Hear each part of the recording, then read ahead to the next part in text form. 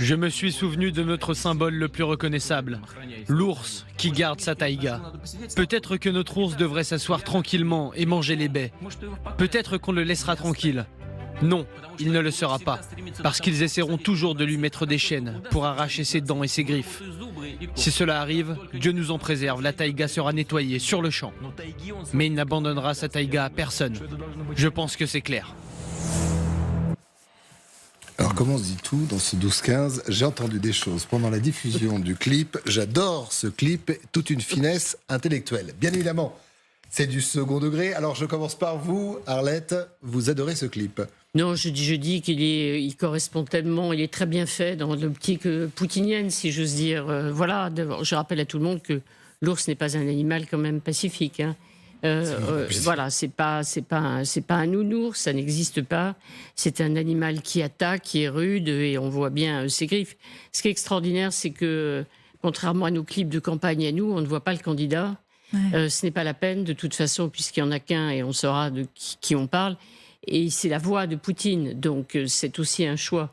Ce n'est pas la peine de le montrer. On l'a pas bien entendu là, mais sur ce clip, il y a effectivement la voix de Vladimir Poutine. Voilà, on entend la voix de Vladimir Poutine, donc ce n'est pas la peine de le montrer. Quand l'ours qui défend, l'ours symbole de la Russie, qui défend sa taïga, évidemment, c'est-à-dire son territoire, évidemment, c'est Poutine. Donc c'est extrêmement bien fait par rapport au produit, si j'ose dire, de la candidature Poutine, bien entendu. Donc ne vous fiez pas à ce gentil ours qui est en train de manger ses baies. Voilà. Et qui était prête à tout, même à tuer pour défendre son territoire. Son territoire, la taïga. Voire la taïga, très important pour les Russes, voire Yves à récupérer le territoire des autres, parce que c'est ça aussi le russe. Et notamment l'ours, quand il n'y a plus assez à manger ou de réserves ou de provisions sur un territoire, il va sur celui des autres et il le défend comme si c'était son premier. C'est la doctrine du Kremlin qui d'ailleurs est un peu différente de celle d'il y a quelques années, enfin à la fin de l'URSS, pendant les années Yeltsin en quelque sorte, qui était quand même le chef d'État russe le plus pro-occidental qu'on ait jamais connu. Donc là, il revient sur une doctrine qui est, nous devons avoir des voisins qui sont tous des vassaux pour défendre notre pays, qui c'est dans un cadre un peu paranoïaque, et à vrai dire, la géographie russe, il faut le reconnaître, pousse un peu à ce raisonnement, parce que c'est un pays qui a, je crois, 14 frontières terrestres, qui est entouré de plein de pays, dont la Chine. Donc, effectivement, ça pousse à une conception un peu inquiète des choses. Et leur vision, c'est tout... alors, c'est l'Ukraine, c'est la Géorgie, c'est la Moldavie, puisqu'on parlait tout à l'heure de la Transnistrie. Tous ces pays-là doivent être des vassaux. Et ça se rejoint une autre doctrine, enfin, c'est comparable, c'est l'irrédentisme. C'est-à-dire que tous les peuples russophones doivent être protégés par nous. Alors ça peut aller loin parce que des russophones, il y en a en Moldavie, à 500 km de la Russie. Il y a aussi des minorités russophones dans les États baltes. C'est pour ça que les Baltes sont si inquiets. Et c'est évidemment une doctrine très dangereuse parce que quand en Europe on a joué à ça, parfois ça se passe gentiment si c'est les Italiens qui s'en servent pour faire l'union de l'Italie, et quand c'est l'Allemagne, c'est moins bien. Alors, non pas dans ce discours-là au peuple russe, mais dans un des derniers discours, Vladimir Poutine parlait même d'ethnie. Il fallait défendre l'ethnie russe, c'est ce qu'il disait. Général, votre vision de ce clip de campagne ? Non, mais tout est dit. L'ours, c'est un beau... c'est un beau symbole pour Poutine, mais est-ce que l'ours a vocation à étendre son territoire, ou est-ce qu'il a vocation à défendre ce qui lui est strictement nécessaire ? La Russie est un grand pays, elle a des ressources. Et ce qui est intéressant dans le discours de Poutine, au-delà du clip, c'est que le discours de Poutine, il a un caractère très social. Et quand on l'écoute, finalement, il a des thèmes qui nous sont très familiers, quoi. La famille, mais on se dit, mais pourquoi donc cet homme-là, qui a tant à faire à stabiliser, à faire progresser et prospérer son peuple, va mener une guerre insensée contre l'Ukraine ? C'est ça qui est tout à fait paradoxal. Alors que par ailleurs, je crois qu'il y voit assez clair sur les enjeux de société. On reprend son discours, qui est intéressant. On pourrait le prendre à notre compte. Il pose des vrais problèmes de société sur la santé, sur la famille. Mais comment peut-il délaisser à ce point-là l'intérêt de son peuple pour aller faire une guerre ? Ça c'est quelque chose qui est désarmant, si vous voulez, et qui montre qu'il y a une certaine irrationalité et qu'on ne peut pas faire confiance à cet homme-là. C'est grave pour l'avenir parce que on rentrera dans des négociations, mais jusqu'à quel point maintenant aucun dirigeant du monde pourra lui faire vraiment confiance. Alors c'est pas plus rationnel, mais certains spécialistes disent que Poutine a besoin de guerre pour exister et subsister. C'est une conclusion, effectivement, qui vient assez... Oui, mais ça n'en dit pas plus. C'est là où j'en joins. Il a besoin de guerre, oui, et alors ? Il a une conception un peu mystique de la géopolitique, c'est-à-dire qu'il est habité par un projet qui est en quelque sorte de recréer soit l'URSS 2.0, soit l'Empire russe du 19e siècle, et il est habité de convictions comme quoi, notamment, l'Ukraine n'existe pas, d'où cette guerre. Quand même, on pouvait deviner qu'il allait vers la guerre. Hitler et le règne des 1000 ans. En quelque sorte, oui. Il avait dit dans sa doctrine pendant 8 pages, juste quelques mois avant l'invasion, d'ailleurs on pouvait du coup se douter que ça allait mal se passer, il avait dit « Je suis convaincu que Russes et Ukrainiens ne forment qu'un seul peuple, occupant le même espace géographique et religieux. » Le programme est assez clair dans ces cas-là. Oui, il avait dit ça sur le site du Kremlin, vous vous souvenez de l'importance stratégique des Russes et des Ukrainiens. Oui, un document que j'avais lu à l'époque et ça m'avait fait froid dans le dos. En juillet 2021, juste avant d'envahir ensuite l'Ukraine. Vous connaissez bien le dossier. Oui, je connais bien le dossier, merci.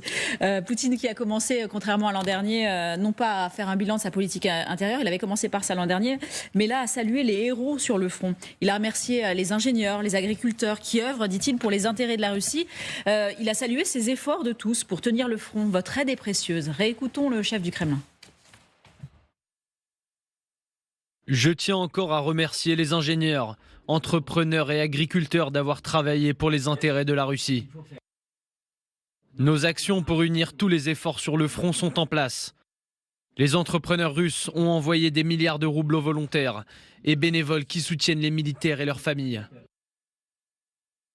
Les gens envoient des colis, des vêtements chauds, des filets de camouflage, leurs économies. Et je répète que cette aide est précieuse. C'est l'apport de tout à chacun pour une victoire commune.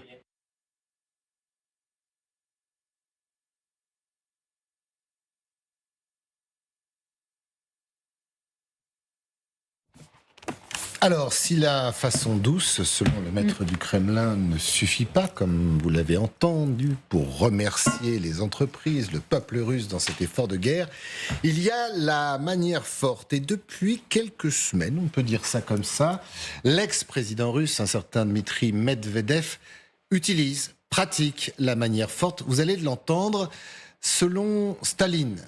Voilà ce que ça donne. Voilà le sort, en fait, réservé aux Russes s'ils ne filent pas droit. Écoutez. Vous l'avez remarqué, l'ennemi utilise activement ses drones d'attaque. Dans ces conditions, il est nécessaire que nos forces armées soient suffisamment équipées des meilleurs systèmes de défense.